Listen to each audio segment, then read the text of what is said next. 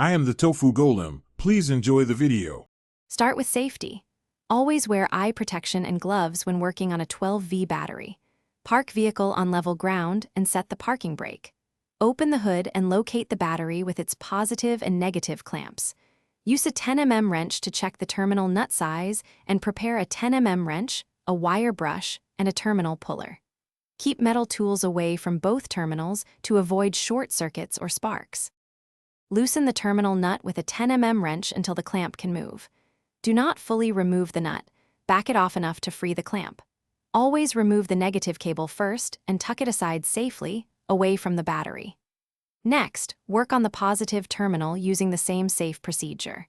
If the clamp is stuck, use a terminal puller or gently twist and lift the clamp straight up to avoid damaging the battery post.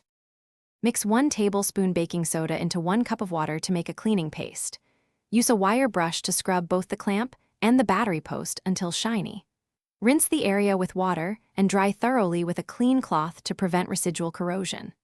Apply a thin film of dielectric grease to the post to protect against future corrosion. Reinstall the positive terminal last and tighten the nuts to about 5 to 8 ftLb for a Thanks for watching. Consider subscribing if we helped you today.